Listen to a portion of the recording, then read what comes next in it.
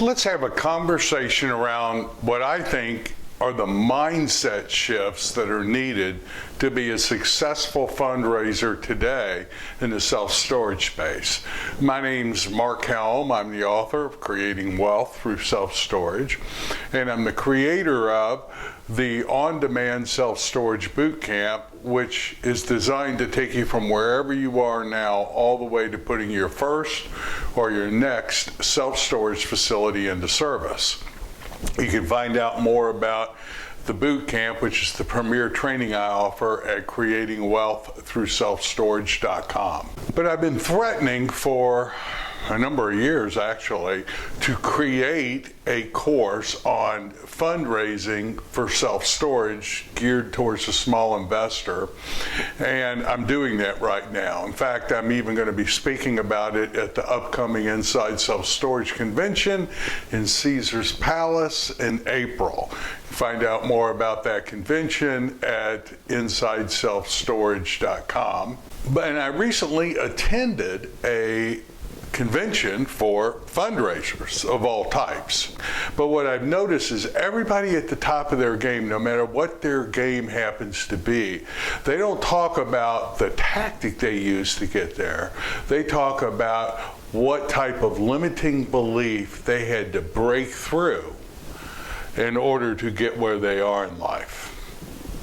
And that's why I like to start in every training series I do with what are some of the shifts in mindset that someone needs to have in order to get to the top of their game.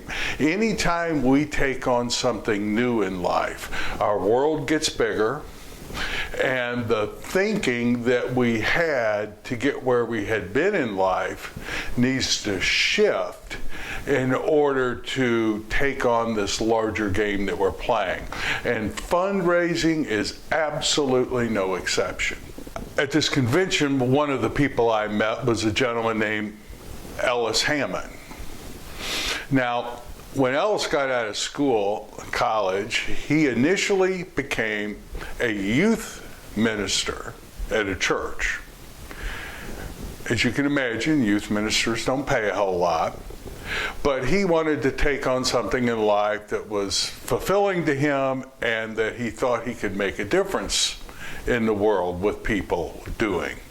And given his background and his beliefs, this was where he was led to. Ellis said he even had a hard time asking for $100 donations from people.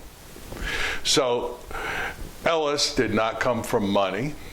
Ellis did not have a lot of acquaintances. His sphere of influence were primarily his students as a youth pastor, so he wasn't hanging around people with a lot of money. So he didn't come from wealth, didn't know many people with wealth. But yet, when Ellis made the decision that he could make a larger impact in the world doing real estate, and he didn't have much money to do real estate, he knew he was going to have to fundraise. What's amazing about Mr. Hammond is that he went from zero to $150 million worth of assets under management, and he's one of the co-founders of Symphony Capital, and he did that in under 3 years. In fact, he recently just closed on a $40 million piece of real estate in one of Texas' largest MSAs. Now, how did he go from youth minister, not being able to, feeling uncomfortable asking for donations, all the way to co-founding a capital group, and that fast accumulating those type of assets? Well, if you ask him, what he talks about is not so much the tactics he uses, what his presentation is.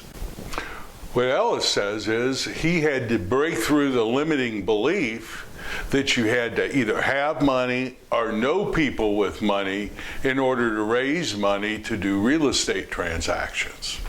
What I find even more amazing is he's in his 30s, his early 30s, it looks like. So this has happened very quick for him.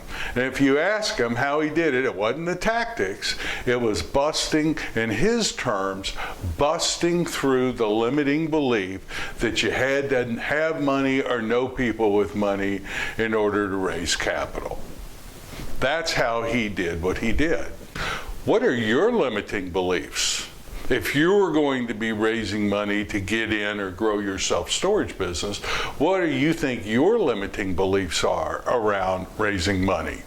We all have them. We all have them. That's what this series is about. We're going to talk about 3 shifts in mindsets to become an effective capital raiser in the self-storage space. The first one we're going to talk about this week. Now, what I've seen is, at least with the people I work with, is that a lot of people who have, let's say, a business background or a real estate background of some sort relate to fundraising like, okay, I want to be in the self-storage business, but I've got to raise money to do it. So I'm raising money to do the deals that I want to do in the self-storage business. I mean, that was my mindset when I got going. And most of the people I work with come into a capital raising from that kind of shift. They're really a real estate person. They really want to be a self-storage person, but they have to raise money to do it. So shift number 1. If you're going to, now there's nothing magical about raising money. Raising capital to do self-storage is not the best way to do self-storage, not the worst way, it's just a way to do it. A lot of people I work with use their own money, do a deal, pyramid into the next deal, into the next deal. That's a really great way to do it. If you want to grow fast, or you want to control a larger portfolio than just what you can put your money in, fundraising is going to be a business you're in.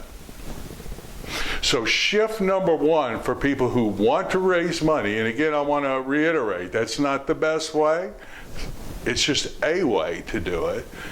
If you want to make the shift, mind shift number 1 is shifting from I gotta raise money to do the deals I want to do, to I am a fundraiser.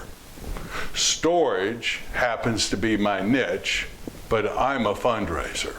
It sounds simple, it sounds simple-minded, but I suggest it's a huge leap. It was a huge jump if you've ever had children, from I'm married to we're going to have a child to I am a parent. Whole new world. Your priorities change. The world occurs differently. What your attention on from when you became I am a parent is totally different than it was before that child was born. Or many people I work with can relate to the shift from I'm getting into the self-storage business, then they close their first deal, I'm in the self-storage business. Huge shift, whole nother world. Being in the self-storage business as opposed to I'm getting in the self-storage business. See, if you wake up every morning like I'm a fundraiser, you do different things. Your attention is on different things. You're reading different things. Things in the world show up to you that wouldn't show up if you're just trying to get enough money to do a deal. You take different actions. You're nurturing relationships with potential investors, relationship with current investors, relationships with people that may become potential investors. The world occurs different when who you are is a fundraiser. Why? Well, because you're doing what fundraisers do. Now, what happens when we take on any new area in life, when we expand our world into anything? Mostly what happens is we fail a lot. We make a lot of mistakes. That's why this shift, in my opinion, is so important, because when who you are is, I'm a fundraiser, you're going to take the actions that fundraisers, or what you think fundraisers do, and you're going to fail. But you're going to fail quicker, and you're going to fail more often.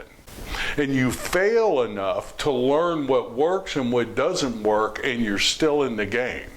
If all you're doing is just raising money to do a deal and you hit a few obstacles, then it quickly becomes, if you're a storage person, it quickly becomes easier just not to do that deal and maybe find a smaller deal that you can do or something of that nature.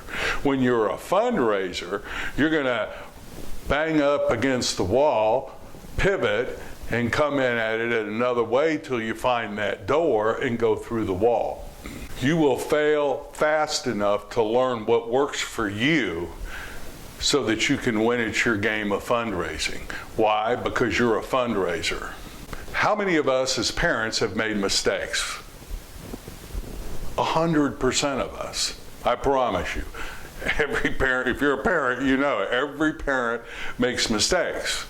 But you are a parent. You don't say, well, I didn't do any good. I can't raise my kid, obviously.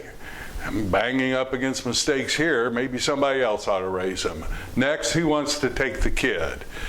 You don't do that. Or you don't say, I came from a dysfunctional home, so I shouldn't be raising this kid. Who's going to raise my kid for me? You don't do that. Why? Because you are a parent.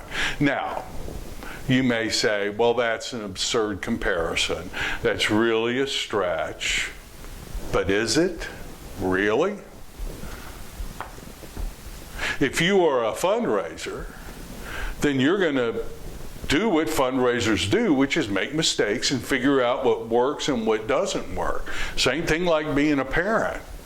I suggest that if you want to take on a bigger game, and believe me, growing a storage portfolio using other people's money is a bigger game. If you want to take on a bigger game, you've got to shift who you are for yourself in order to win at whatever the bigger game you're taking on, whether it be parenting or whether it be fundraising. So in my opinion, that's mind shift number one. Shifting from I raise money to do the deals I want to do to I am a fundraiser. When you're a fundraiser, you have your attention on the investor. Mind shift number one. Next week, we'll talk about what I consider mind shift number two to be. Hope to see you then. My name's Mark Helm. I'm the author of Creating Wealth Through Self-Storage, and I'm the creator of the Storage World Analyzer, which is the financial analysis tool we use when we're talking with investors and when we're looking at self-storage opportunities. So thank you very much. You can find out more about Storage World Analyzer at creatingwealththroughselfstorage.com or storageworldanalyzer.com. I look forward to being with you next week.